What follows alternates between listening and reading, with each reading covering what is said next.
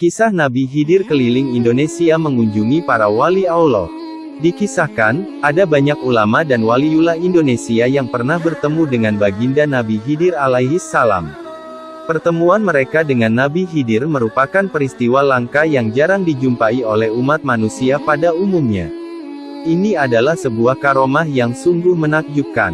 Di antara mereka yang pernah berjumpa dengan Nabi Khidir alaihi salam adalah: yang pertama, Syekhona Kholil Bangkalan Madura.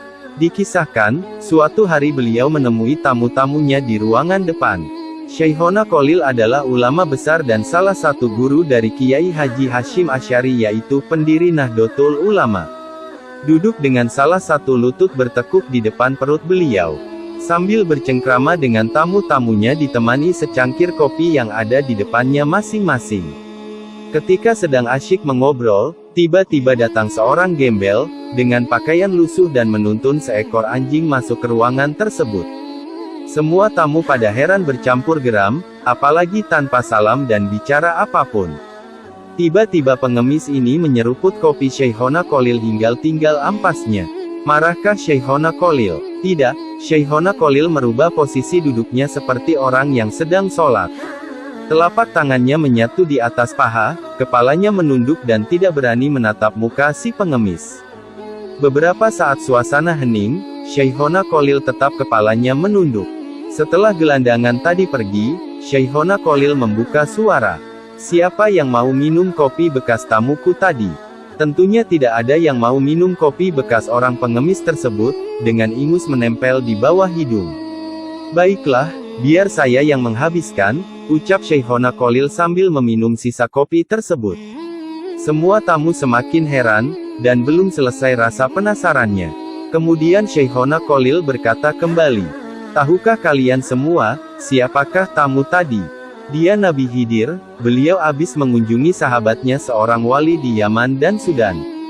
Kemudian melanjutkan perjalanan ke sini untuk menemui sahabat-sahabatnya para waliullah di tanah Jawa." Subhanallah. Kisah yang kedua, adalah Kiai Haji Hasyim Asy'ari. Dikisahkan, suatu ketika turun hujan yang sangat deras di Kabupaten Bangkalan.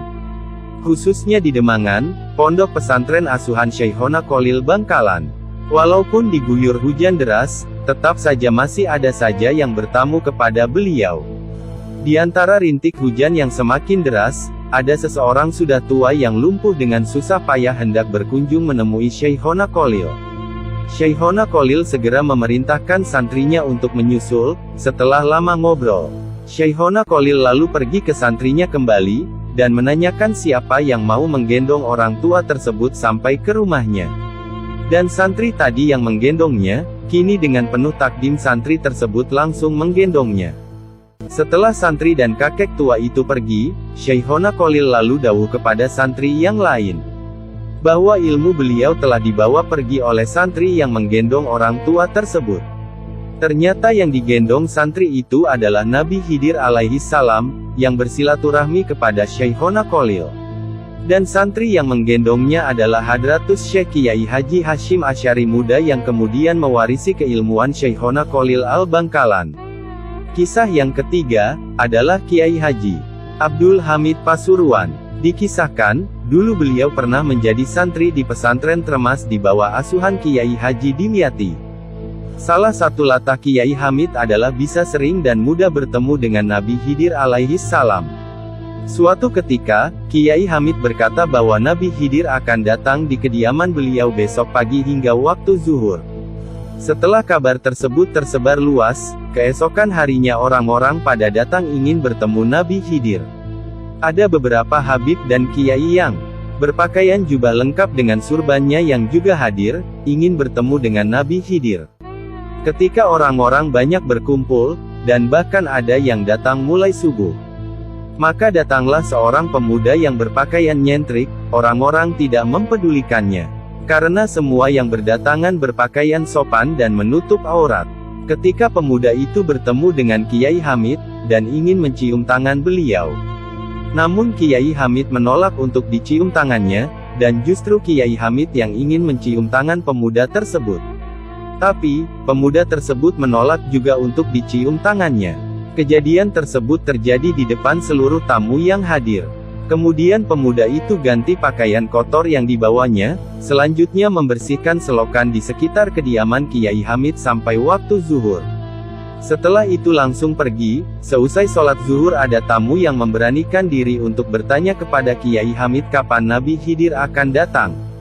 Kiai Hamid langsung menjawab, bahwa orang yang membersihkan selokan tadi adalah Nabi Khidir.